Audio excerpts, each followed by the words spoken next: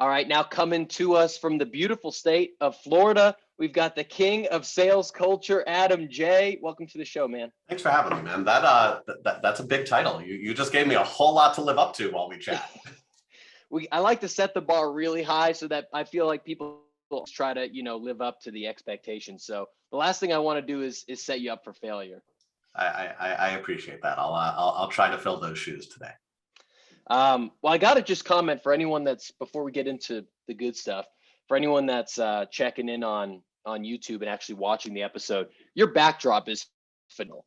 You've got the very clear, the baskets that I'm sure have papers and pencils and stuff in them. You've got the pictures of your family. You've got the different kind of words up there on the top that I guess probably define who you are, who you want to be. And then a little bit of tell me more over your left shoulder. How long did that take to put together?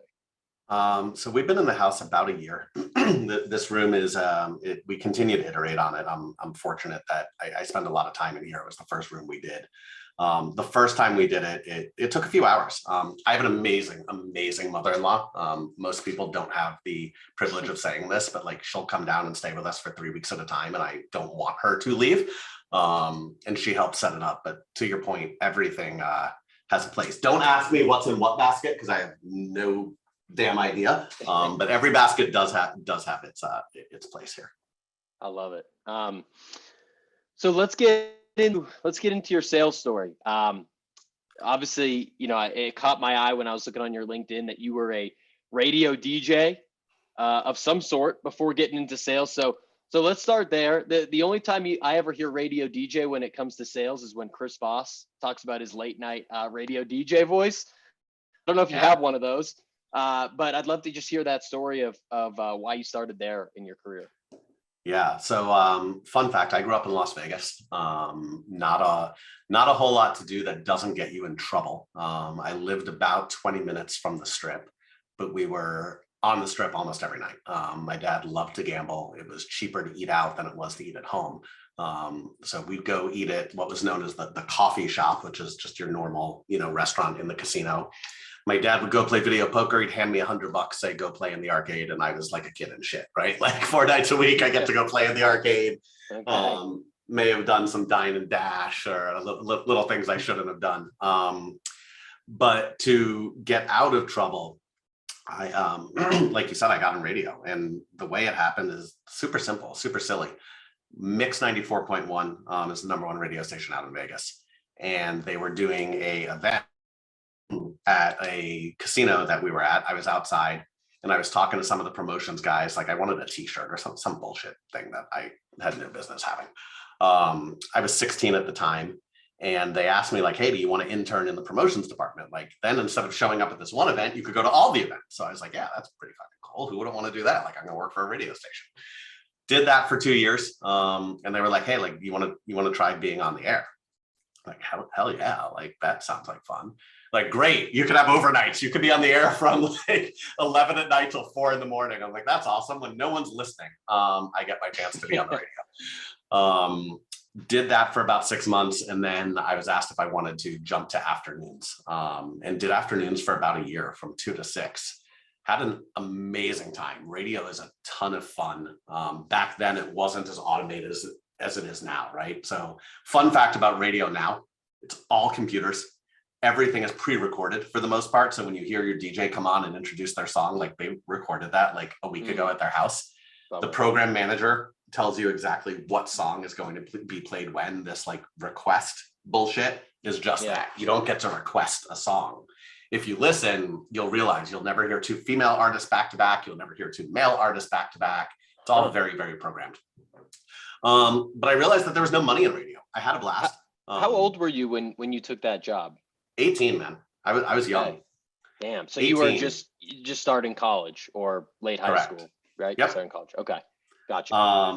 And made no money, barely above minimum wage. The thing was you get exposure, you get to meet people, get to meet a lot of girls, but no money at all and no difference. And the only way you're really going to make money is by getting a syndicated morning show. So I realized that wasn't where I wanted to be, and started dating someone who was in pharmaceutical sales. And we called it T to T. She worked Tuesday through Thursday, 10 to 2. I still remember that nice. expression. Yeah, it must be. And made great money at the time. I was like, that's my next job. And I was fortunate enough to get hired by a company called Shire Pharmaceuticals. I joke that I sold speed to kids. So I sold ADHD medication. So Adderall XR to pediatricians and psychiatrists. The problem with pharmaceutical sales then, and even more so now, is it's not real sales. At the end of the day, like, you're a caterer, right? You're dropping off lunch. You're trying to get people to push your product and, write prescriptions that they might not need to write. If you haven't seen the movie Dope Sick, I can't remember if it's Netflix or Hulu, but it's all about OxyContin and how the reps were pushing, and like it's very reminiscent of what pharmaceutical sales is. And I hated it. I hated like pushing doctors to write scripts that don't exist. And I had a buddy who asked me if I wanted to get into healthcare, medical device sales. I was like, I could be in the operating room. Like, that's pretty damn cool. Yeah. Was super lucky, man. Interviewed at a medical device. Companies do all their interviews in hotels because, like, these are field jobs, right? You're in the field in person, not what you and I are used to today, where like if we see someone, it's on Zoom. So they invited me to the DoubleTree Suites in Fort Lauderdale. I get there and they like come up to room 1605. Like, I can't imagine, like, if I'm a female employee, how awkward that. I was gonna say, okay, that's things that probably would never fly now, right? Yeah. And I got the job. I was the first territory manager they ever hired that didn't have device experience, that came straight from pharma. And the company was called Hologic. They're the largest women's healthcare company in the world. And dude, I had so much fun, like being in the operating room, and I worked with OBGYNs, women's healthcare, had a device that shaved away polyps and fibroids for women that potentially had cancer. So like a mission you could really get behind. You feel like you're giving back. Like, I came home every day, like I potentially had a part in saving someone's life. Like that's pretty damn cool. Did that for, God, I was there almost 8 years, working my way up, from a rep all the way up to a regional sales director, managing a team of like 20 something. Just got tired of selling to doctors, and tech was big. Was introduced to someone at Toast and asked if I wanted to get into the tech world, and kind of been playing in tech ever since. Worked my way up from a DM all the way to VP of sales, man. So walk me through there's a lot I want to dive into there. Walk me through the difference. So you're in the pharmaceutical job where you're potentially working 10 to 2, Tuesday through Thursday. That was your job. Oh, not potentially. I was working 10 to 2 Okay. Tuesday through Thursday. Okay.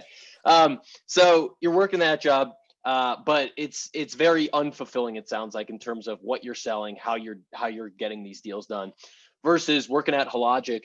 I don't know what the hours were like, but I know other people get at Stryker and other operating room type of sales scenarios, and it's a grind.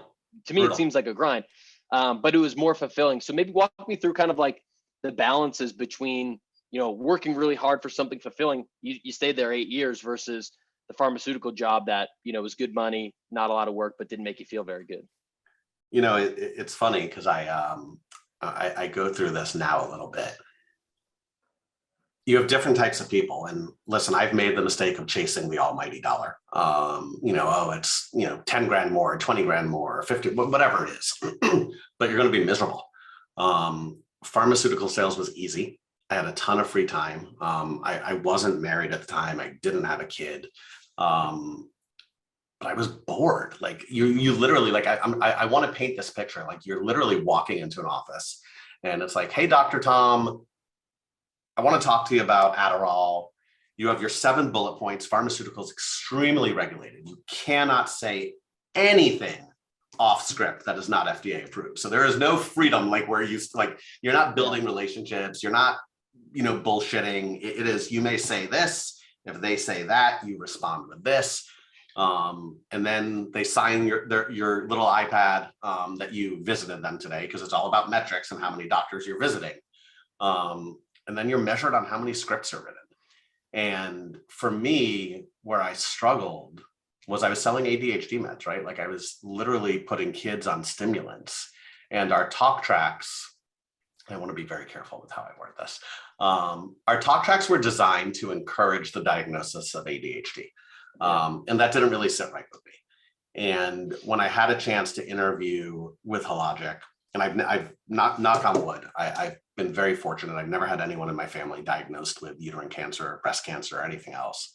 But it's like, wow, like this is a mission that I could get behind. And I've tried to be very deliberate in my career since. And listen, man, I fucked up. I certainly have some bogeys on my resume. But I've tried to be very deliberate since of like everything that I do, I believe in the mission and the purpose. And I go back to my interview, at Hologic when I started. I'll never forget. Dominic Holton was the product marketing manager, and he said to me, "If you want to go sell a fancy widget or go sell a laser and make a shit ton of money, and that's all it's about, don't work here. That's not us. But if you want to sell something you could be proud of with integrity, have fun, and still make good money, this is the right place, man." And that sits with me. I learned some of my best leadership lessons at Hologic, but I learned early. I was 23, I think, that fulfillment piece is more important than the money piece. Yeah, I think that's something that, I think when you first get into sales, you can see the potential for, big money if you are in the right place and you do a good job and you learn the right skills, especially in tech sales. And you could definitely get to that place where, man, I don't believe in the product, or man, the product sucks, or the culture is, off kilter, or we're doing shady things to get deals done, or there's a lot of ways that a sales culture can go wrong. A lot of ways that, you can feel kind of bad or guilty as a salesperson. And if you're waking up every day like that, there's an expiration date on how long you can be in that job, and maybe even how long you can be in. So that's what you think it always has to be like. So when you're going out for different jobs and you're trying to identify the right company for you, what are the types of questions you either ask yourself or ask of the leadership team, or things that you look for in particular that, kind of line it up to be a fulfilling role? That's a great question, especially with now what's been kind of dubbed the Great Resignation, which I'll just call the Great Reassignment, because people aren't resigning and not working. My dream's a winning Powerball ticket, but we're not there yet. For me, there's three things that I really try to look at. It's people, it's product, and it's culture. And they all kind of stack rank fairly equally. But I think it's really important that you talk to the team that's in place to get an understanding of what day-to-day is like, what leadership is like, how attainable is quota. I see these job postings out there of like, OTE of 250K for a mid-market, AE. When you ask what percentage of people are hitting OTE, it's like, 30%. I mean, that's fucking bullshit. Like OTE, I could tell you I'm going to hire you tomorrow. Your OTE is $1 million. If you can't hit it, it doesn't matter. Right. So I think it's important to dig into that. I would really dig into, from the culture standpoint, like, how are people recognized? Like, do you celebrate the small wins or the large wins? Do you celebrate both? How is conflict handled? This is a really big one that I've learned to ask, like specifically in a leadership role. How does the leadership team handle conflict amongst one another? But for BDRs or AEs, like a couple things you could ask to assess culture.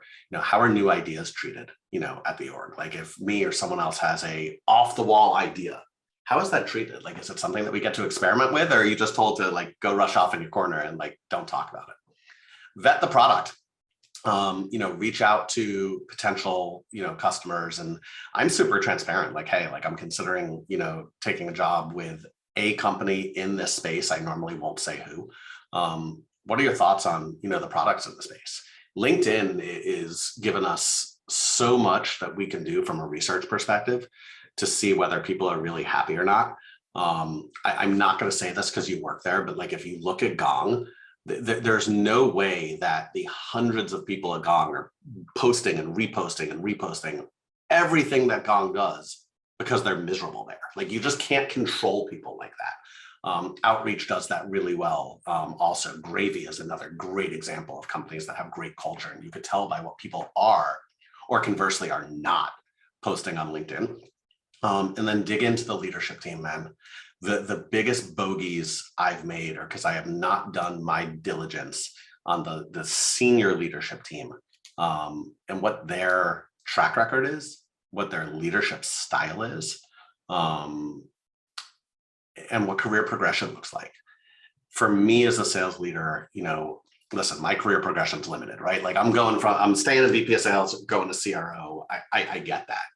But what's important to me when I'm looking at roles is what's the career progression for my team? If I hire an SDR, do I have the ability as a sales leader to craft a path for them to go to senior, enterprise, AE, whatever it happens to be?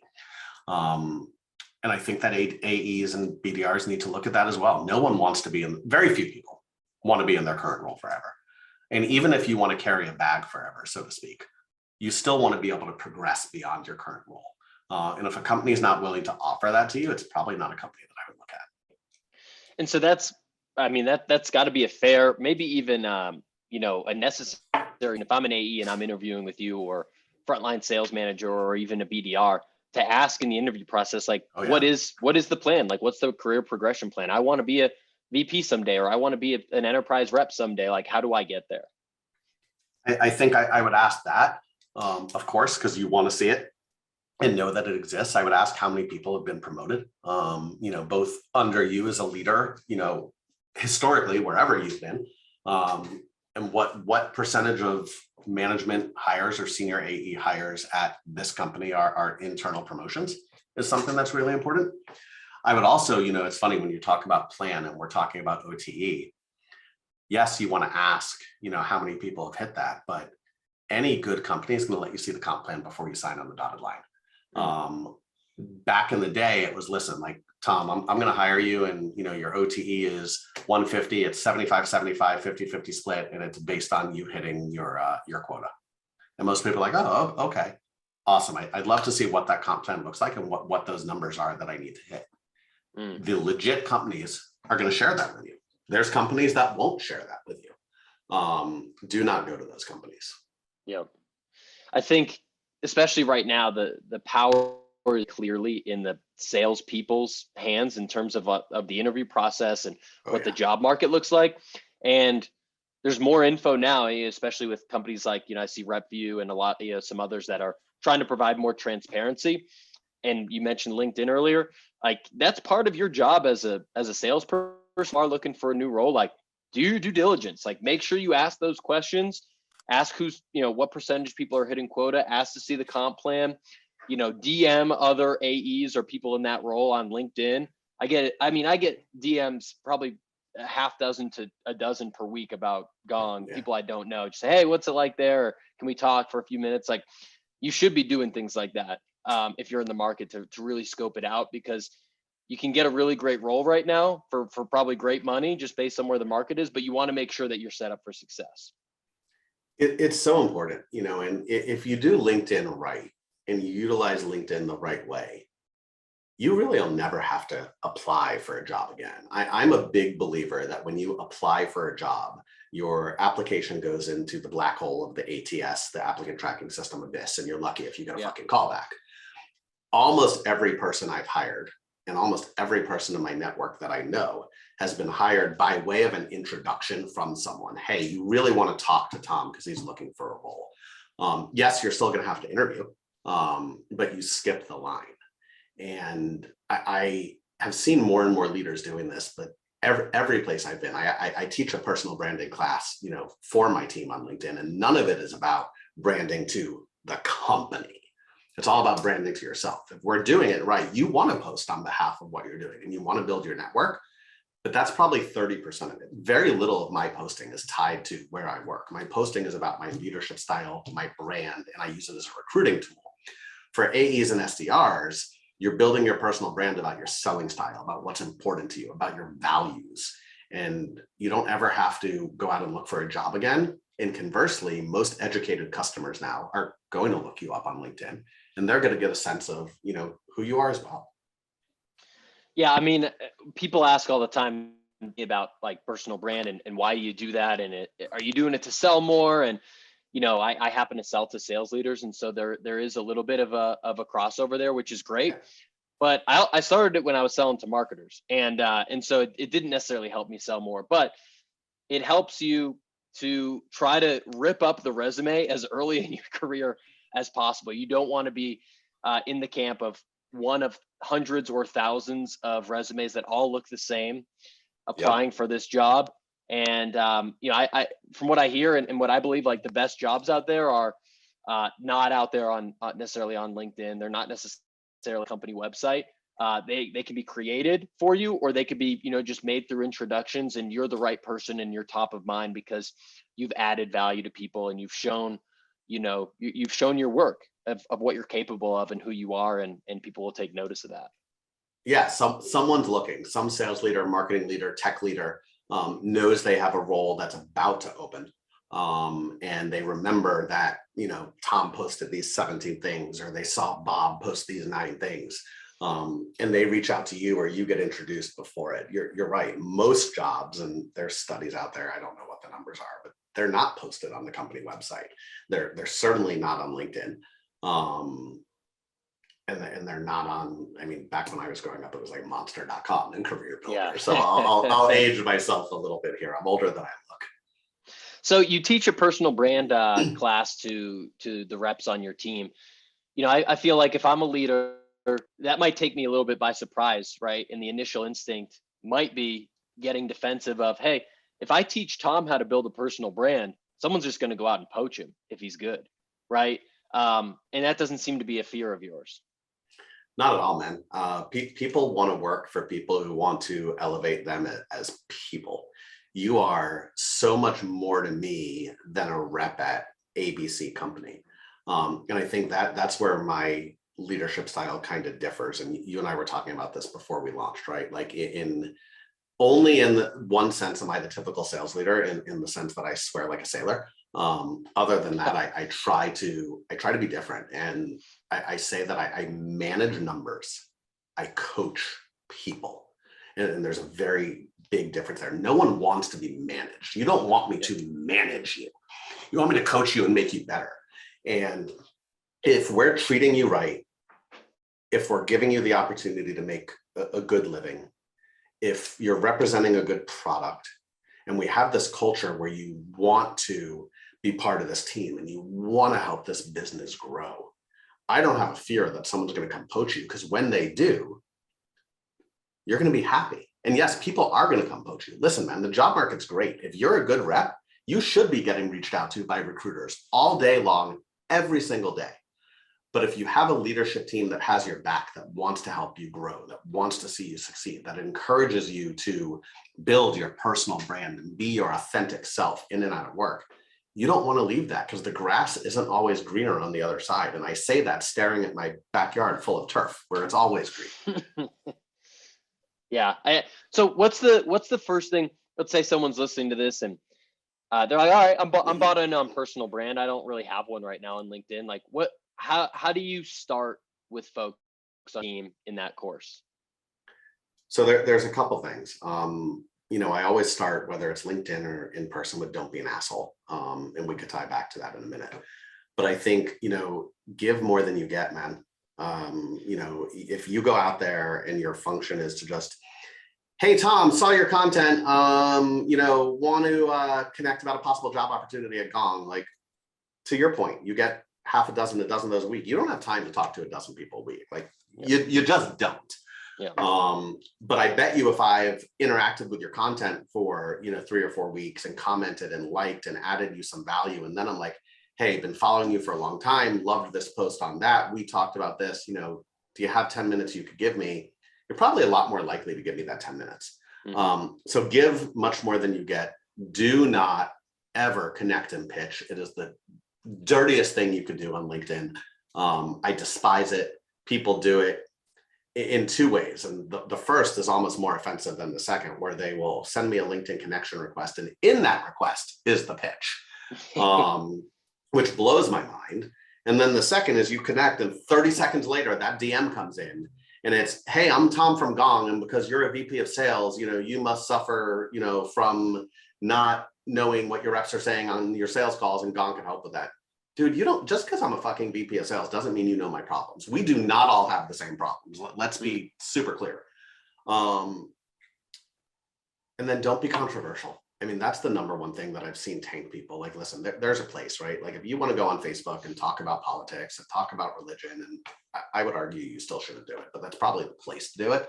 LinkedIn isn't for that. It's a professional setting, and you can absolutely have different opinions. I teach people to have different opinions and to engage appropriately with, hey, Tom, I really think that your thought process there is slightly off. I've been doing it this way, and I've seen these results. What do you think about that? That's a lot different than me saying, hey, Tom, your idea is fucking stupid, man. Yeah. And people do it. And just interact with people, man. Like, don't take it so seriously. Like, if you look at it as, oh, I gotta, track my followers every single day, and how many likes and comments did this post get, and oh, it did it. You're gonna kill yourself. Listen, do I track my metrics? Absolutely, I do. I've been at the brand game a while. Am I OCD about them? No. Do I look at them every day? Absolutely not. To me, it's all about giving a whole lot more than I'm getting. Yeah. I absolutely agree with that, and we've skimmed across this, Adam. It's time to get in. You've referenced the asshole story a couple times, and so I don't really know what this is, but I'm intrigued by it. So I'd love to hear whatever the asshole story is. So this is particularly true for anyone who wants to advance in their career, whether it's to become a senior AE, if you're an AE from a a manager, whatever it is. Typically, top performing reps are the first people that are looked at for leadership. There's a whole separate conversation we feel on a tangent about, because different skill sets. So I was at Hologic for about a year and a half. Number one rep, I won Rookie of the Year, I won Rep of the Year, twice, and a district manager role opened in Florida. Fuck, this role's mine, right? I'm the number one rep. Why wouldn't I get this role? I mean, the interview's got to be some bullshit like rubber stamp, huh? So I interview, go through the process. I don't get the role. They promote someone who not only had numbers that weren't as good as mine, but wasn't there as long as I was. And my mind was blown. I was young, stupid. I didn't seek any feedback. Like, fuck it. I didn't get the role. I'm going to go back to making a bunch of money. And then another role opens. They split the district. I interview, and I don't get that role either. So now I'm really pissed. Like 2 times. Dude, I am the number one rep. Why am I not getting this role? I remember it like it was yesterday. I'm at a national sales meeting in San Diego. I don't remember the name of the resort. I'm sitting out there with my VP of sales, Whitney Parachek, who amazing sales leader.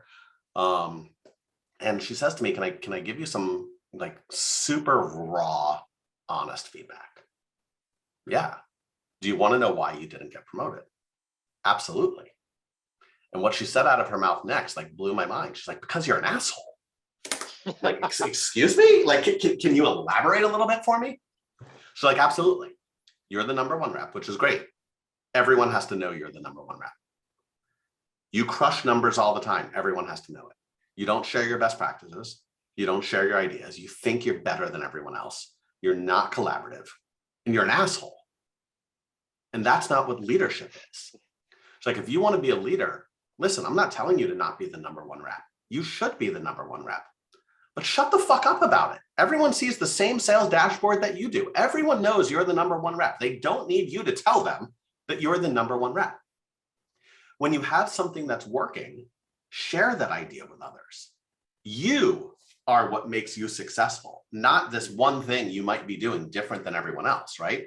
If you and I are doing the exact same thing, human nature, someone's going to like you better, someone's going to like me better. That's okay. Share those best practices. Seek to understand, ask feedback, and just be humble. And you'll see your career take a massive change. And I mean, we're going back over a decade, man. Like, this still sits with me to my core today, to the point that I now get feedback that I need to take more credit, because you'll hear me say, like, someone's like, oh, you're doing a great job. I'm like, dude, I have 42 people that make me look really good. Like, at the end of the day, like, I'm a coach. And I believe that. And it was a mindset change of, Don't be an asshole. Give back, and it goes to give, get, right? It doesn't just apply to sales. Give a whole lot more than you get. Seek feedback. Let the results speak for themselves and remain humble. And you'd be amazed how much that will help you both professionally and personally. So don't be an asshole. Like I have tell me more behind me. It should say don't be an asshole. The customers don't like that. Holds very true. And I think that's probably the number one advice I could give when people want to grow in their career is just be a decent human being and give back to others. And you'll be amazed how successful you'll be, because no one wants to work for an asshole. And we were talking before, like back in the day, like no one was allowed to talk to the VP of sales, right? Like, oh, the VP of sales, like you got to go through your manager and then your director and then to the VP of sales because it's the big scary person. And I strive to be the opposite. I want to be accessible to everyone. No one has to go through their manager to call me, Slack me, text me. Like, listen, I don't want to overshadow my managers, and I want you to build that relationship with them, and they're your direct report. But if there's an area where I can help you or something you want to talk about, dude, ping me and let's talk about it. This hierarchy stuff doesn't need to exist. I am no better than anyone else that you have to go through 7 layers to, get me on Slack or get me on the phone. It's bullshit and it shouldn't exist. Do you feel like earlier in your sales career when you were an asshole, you had a different motivation? And what I mean by that is when I started my sales career, I was very externally motivated, and my goal was to be the best. It was to crush everyone else. Like I would intentionally stay at the office to be the last one there, even if I wasn't doing anything productive, just to send the message that I was going to be the best rep for real. It's embarrassing to say. And it worked. It worked. I did a great job. And other people probably saw me as that, and it built a reputation, but it also burnt me out. And so after a certain amount of time, I had to look more inward and say, look, I need to be the best of me. I need to, try to get to where I can get to. If I share something with others, it's going to mean they're going to share something with me down the road. And I have learned that. But I'm just curious if that resonates with you, or maybe it was a different reason. No, it 100% does, dude. I was, and I still am to an extent, money motivated, right? Like yeah. I want to see that graph go up into the right and that bank account go up into the right. And similar to what you said, like I'm going to crush everyone. I am going to be the best no matter what. What I realized is I could still be the best while giving back. Dude, I am still super competitive. I do not like down and to the left. I do not like down and to the right. I do not like losing.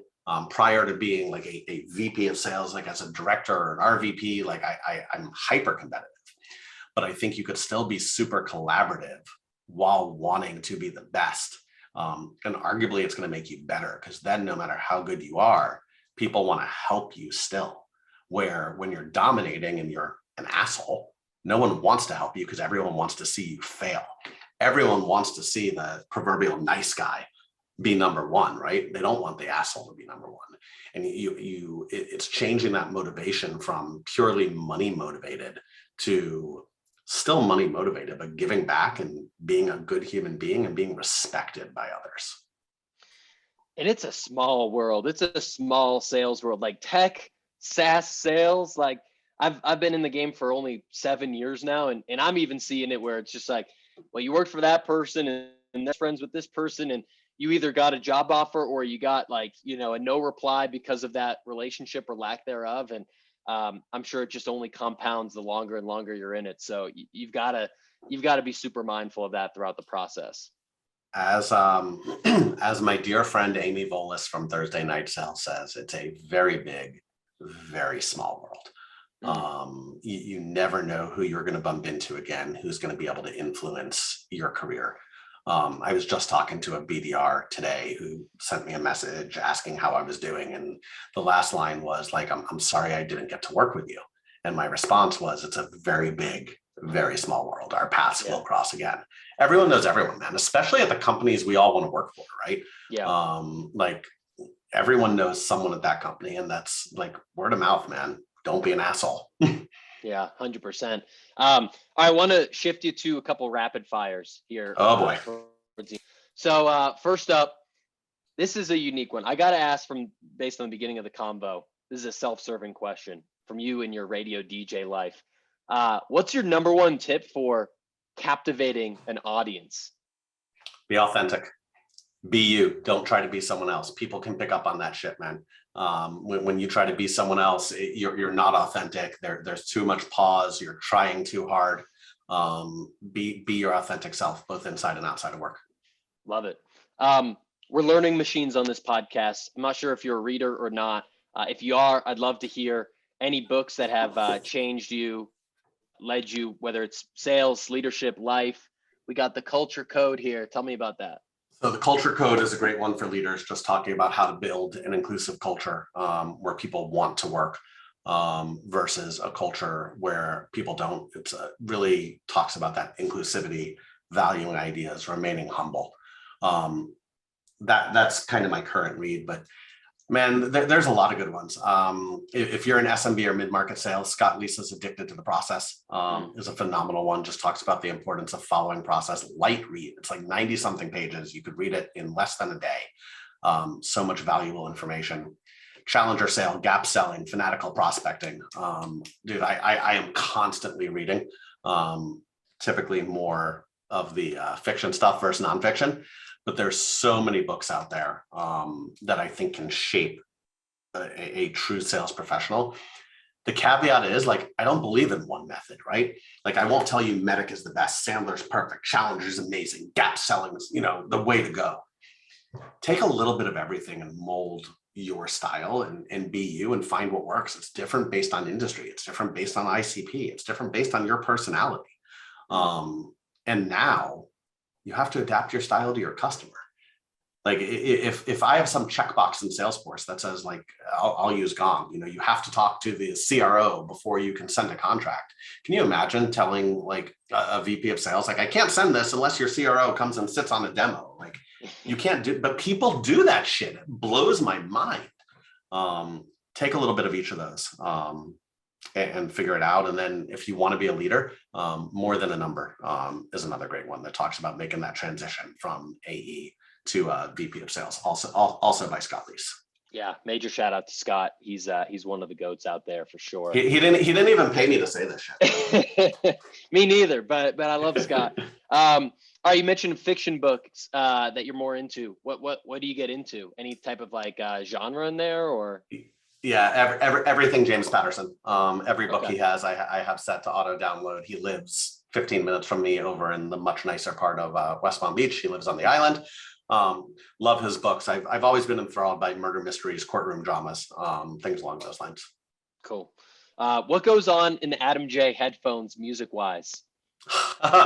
Man, that's a great one. We're getting deep. I'm a little old school. Huge Billy Joel fan. Fun fact, I've seen him 29 times. A fan is an understatement. Little bit of a fan. My wife wants to kill me every time I'm like, hey, want to go to another Billy Joel concert? She's like, please no. Elton John, Goo Goo Dolls, love Train. My kid's a huge Train fan. I'm taking him to Austin this summer to go see them. He's seen them 4 or 5 times. No rap. I typically just stay away from the rap and stay away from the country. I'll really age myself and give people a good laugh, but like, I still love Alanis Morissette, man. I think she's probably still the best female artist that we've seen. I like it. I'm a big Billy. I haven't seen him, let alone 29 times, but I am a big Billy Joel fan as well. How could you not be? He's awesome, man. Who else do you, or how else do you like to learn? I'm not sure if you're a podcast guy, blog, YouTube, LinkedIn, but anything stand out that you've been like diving into recently? It's embarrassing to say I'm not a podcast guy as we're sitting here recording one. I've done several of them. I need to listen to more of them. I'm more of a visual person than an audio person. LinkedIn is my go-to, man. I think that if you follow the right people, and that's the key, right? We talk about this a lot. LinkedIn, and is Clubhouse still a thing? Like, you probably know better than I. I think it dwindled, right? But everyone's got a platform. Everyone now has a platform where they can talk. And you want to make sure that you're following people who should be followed. When you look at everyone having a platform, you could start to take bad advice. So look at those mutual connections, look at who's respected in the industry. But I block out typically 8:30 to 9 in the morning every day is my LinkedIn time. I'll do my post the night before. I don't do my post in advance like a lot of people do. I want them to be fresh for the day. I have a list of like what I want to post about. And I literally just like randomly pick something and that's my post for the day. But 8:30 to 9 is like where I go through and really try to observe and see what's going on in my space and learn and get advice from others. I'm part of a couple of groups, you know, from a learning standpoint. Pavilion has been phenomenal for me. From a sales leader standpoint, GTM Fund is another one that's great. Modern Sales Pros for leaders. Like there's so much content out there that you could absorb. I think it's really important just to find what is for your style. If you're early in your career, you know, an SDR or early AE, Rev Genius is great. If you're a VP of sales, you probably won't get a whole lot of value from it. Conversely, an SDR and Pavilion would not, it just doesn't make sense. So I think finding, you know, the learning style and the communities that are out there for you, shameless plug, Thursday Night Sales, regardless of where you are in your sales journey or marketing journey, is probably the single best revenue community that I found. Every Thursday night, 8 o'clock, and it's just real advice from real people, where we talk about everything from career progression to how to handle the dispute with the guy sitting next to you on the SDR floor to everything in between, man. I think there's so much learning you could do, and there's a ton of great podcasts out there that I'm embarrassed to say I don't listen to. But for me, it's all LinkedIn. I love it. It's a wealth of knowledge. All right, one of the last ones here for you, Adam. Who would you want to see come next on the Millennial Sales Podcast? Oh, wow. 100%. So I'm gonna stray, right? Like I of course could tell you, oh, you know, Scott Leese or Kevin Dorsey or people that we all know. Let's go up and coming, people who are really making a difference. Either Darren or Eric McKee are both phenomenal folks. Eric works at Gravy, has a great story of how he got into tech from the nonprofit world and has built up to management. And then Darren McKee is an enterprise AE at Wealthy and puts out a ton of great content that I think can be super valuable for people who want to break into tech. Love it. I've seen their names before, but I don't think that we've connected. So I will, I'll have to hit them up. You guys are on my prospecting list now. Love it. Adam, I very much enjoyed the conversation. Before we let you go, I know that you're just right now starting at a new role. So I'd love to, you know, first congratulate you on that, but just let you speak for a minute about what the role is, what it is that you're excited about. And then I don't know if you're hiring for roles or anything like that, but this would probably be a good place to share that as well. Yeah, so super excited, going kind of back a little to my roots and making a difference for SMB business owners. So just started as the VP of sales at a company called OnCue, ONCUE. We are a B2B SaaS platform for the moving industry. And, you know, people, when I spoke to them about it, like the moving industry, I'm like, reminds me of my time at Toast, right? When I started at Toast, it was taking restaurant owners who were taking their orders on this pad, you know, and using a brick to run their credit card processing, and showing them the power of technology from a marketing standpoint, lead generation standpoint, and really running your business. And what we're doing at OnCue is the same thing for the moving industry that arguably is so fragmented and paper driven, and these folks don't know where their leads are coming from. They don't know how to monetize marketing. And we built a platform that allows them to run their entire business in this all-in-one B2B SaaS platform and grow. And I'm excited, man. I'm excited to be able to look at people who had this American dream of starting a business and being able to, you know, come back and have someone say, hey, like, I did okay last year, but like this year, I was able to put away $100,000 for my kids' college. You know, I was able to go buy 3 more trucks and expand my business. I think it's something that's super powerful and in a space that's not going to change. And, you know, when people ask why, think about this for a second, right? When people are doing well and they're making a lot of money, what do? They go get a bigger house and they move. If people aren't doing well and money's tight, what do? They got to move and downsize. You always have movers. And to be able to empower movers with the same technology at a local level that the Beacons and the North Americans of the world have, was a mission that I could really get behind. Yeah, well, I can tell you, as someone that's moving right now, the moving industry is broken in a lot of ways, and so I love the mission. And to your point, I think that like we think about the Great Resignation or Great Reassignment, I think as you called it. People are moving all over, and they realize that they don't need to live in San Francisco or New York necessarily, right? They can go live in Boise, Idaho for a third of the price, or wherever they want to go. Maybe not Boise. We got to have a whole separate conversation about that. Like, listen, you can live wherever you want. And I think those companies that aren't offering remote are going to lose out, whether it's requiring people to come in full time, or even if you say, listen, if someone said to me, you have to be in the office 3 days a week, I would laugh at them. But when you look at where people want to live, to all the sales leaders that may be listening, don't change your comp plans based on where people live. Listen, I do believe if someone lives in LA, New York City, or San Fran, are you going to have to pay them a little more and have a stipend in it because they live in those cities? Perhaps. But to your point, should I pay you less because you live in Boise, Idaho? Listen, man, if you had the good sense and the ability to go work someplace that has a lower cost of living, how dare I? Shame on me if I say your compensation is going to be affected because you made a lifestyle decision that is better for you and your family that you're fortunate enough to be able to do. Don't change comp plans based on where people live. Preach it, Adam. Little bit of passion there in case you can't tell. I love it. I agree with you. Couldn't agree more. I appreciate you coming on. Everyone, go check out Adam J. Follow him on LinkedIn. He's got great content. Check out what he's going to be doing at OnQ if you're interested in. If you're in that industry, or if you're interested in a job or advice or anything, make sure to hit him up. But Adam, appreciate you coming on, man. Thank you for your time. Cool, man. Thanks for having me.